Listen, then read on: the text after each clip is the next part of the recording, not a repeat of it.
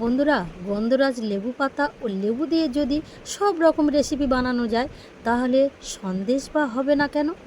এই নিয়ে আমি একটা ছোট্ট ভিডিও আপনাদের সামনে নিয়ে চলে এলাম। এই দেখুন বন্ধুরা, এখানে আমি লেবু পাতা নিয়েছি আর একদম কচি লেবু পাতাটাকে আমি পেস্ট করে ছেঁকে নিয়েছি। এটাকে এক সাইডে রাখলাম।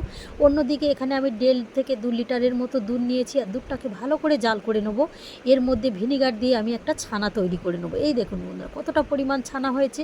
আর এই ছানাটা আমি একটা মিক্সিং জারের মধ্যে দিয়ে দিলাম আর এর মধ্যে দিয়ে দেবো স্বাদ মতো চিনি। যে যেমন মিষ্টি খায় সেই অনুযায়ী চিনি দিতে হবে। দিয়ে দেবো 1 প্যাকেট গুঁড়ো দুধ আর দিয়ে দেবো যে গন্ধরাজ লেবু পাতাটাকে আমি পেস্ট করে ছেঁকে রেখেছিলাম সেই লেবু পাতার রসটাকে আমি 3 চামচ এর মধ্যে দিয়ে দিলাম। আর দিয়ে দেবো গন্ধরাজ লেবুর রস। এই গন্ধরাজ লেবুর রস আমি প্রায় ছোট চামচে 1 চামচের মতো দিয়ে দিলাম। দিয়ে এটাকে এবার আমি ব্লেন্ড করে নেব। এই দেখুন বন্ধুরা, কত সুন্দর কালার হয়েছে, একটা হালকা হালকা সবুজ কালার, দেখতে কত সুন্দর হয়েছে দেখুন। এর মধ্যে এবার আমি দিয়ে দেবো ছোটো চামচে 2 চামচ চালের গুঁড়ি এর মধ্যে দিয়ে দিলাম। দিয়ে এটাকে আমি ভালোভাবে মিশিয়ে নেব। এর মধ্যে সুন্দর করে আমি মিশিয়ে নিচ্ছি। দেখুন বন্ধুরা, একটা চামচ দিয়ে আমি সুন্দর করে মিশিয়ে নিয়েছি। মেশানো হয়ে গেলে একটা থালার মধ্যে আমি একটা প্লাস্টিক একটা চৌকোন আকারে কেটে নেব। এই দেখুন বন্ধুরা, প্লাস্টিকটা আমি একদম চৌকোনা আকারে কেটে নিয়েছি আর এটা একটা থালার মধ্যে দিয়ে দিলাম। দিয়ে ওই ব্যাটারটা যেটা আমি ছানার তৈরি করে রেখেছিলাম এটাকে এর মধ্যে দিয়ে দিলাম।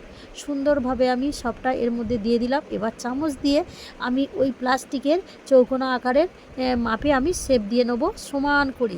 চারিদিকটা আমি ছানা এইভাবে ঠিক চামচ দিয়ে দেখেছেন বন্ধুরা, এইভাবে আমি সুন্দর করে শেপ দিয়ে নেবো। শেপ দেওয়া হয়ে গেলে এর মধ্যে আমি যে রসটা ছিল আমার লেবু পাতা তার মধ্যে আরও খানিকটা আমি রস মিশিয়ে দিলাম, গন্ধরাজ লেবুর রস দিয়ে এটাকে আমি সুন্দর করে সাজিয়ে নেবো। ঠিক এই রকম ফোঁটা ফোঁটা করে চারিদিকে ছড়িয়ে দেবো। দিয়ে আমি একটা সুন্দর করে একটু সাজিয়ে নিলাম। সাজিয়ে নেওয়া হয়ে গেলে এর মধ্যে আমি দিয়ে দেবো ক্ষীর আমি গ্রেট করে রেখেছিলাম, সেটাকে ওপর থেকে আমি সুন্দর করে বেশ পরিমাণ মতো করে আমি ছড়িয়ে দিলাম। এইভাবে বেশ অনেকটাই খোয়া ক্ষীর আমি ওপর থেকে সুন্দর করে আমি ছড়িয়ে চারিদিকটায় আমি দিয়ে দেবো। এই দেখুন বন্ধুরা, আমার সুন্দর করে দেওয়া হয়ে গেছে। এবার আমি গ্যাসের মধ্যে হাঁড়িতে কিছুটা পরিমাণ জল দিয়েছি আর হাঁড়ির মুখটার মধ্যে আমি এই থালাটাকে ঢাকা দিয়ে ভাপিয়ে নেবো। 10 থেকে 15 মিনিটের মতো আমি ভাপিয়ে নিলাম। এই দেখুন বন্ধুরা, আমার ভাপানো হয়ে গেছে। এটাকে আমি 3-4 ঘন্টা ফ্রিজের মধ্যে রেখে দেবো। 3-4 ঘন্টা পর ফ্রিজ থেকে এই দেখুন বন্ধুরা, কত সুন্দর একটু বেশ শক্ত শক্ত ভাব হয়ে গেছে।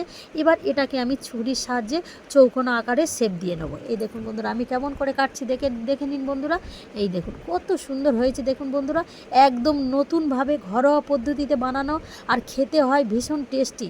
বন্ধুরা, কেউ যদি না গন্ধরাজ সন্দেশ খেয়ে থাকেন তাহলে আমার এই ভিডিওটা স্কিপ না করে প্রথম থেকে লাস্ট পর্যন্ত দেখুন আর ঝটপট করে বাড়িতে বানিয়ে নিন। আর খেতে হয় অসাধারণ। বন্ধুরা, এই গন্ধরাজ ইউনিক সন্দেশ যদি আপনাদের ভালো লেগে থাকে তাহলে লাইক, শেয়ার, কমেন্ট ও সাবস্ক্রাইব করবেন। আর ফেসবুক থেকে দেখলে আমার পেজটাকে ফলো করে পাশে থাকবেন। ধন্যবাদ।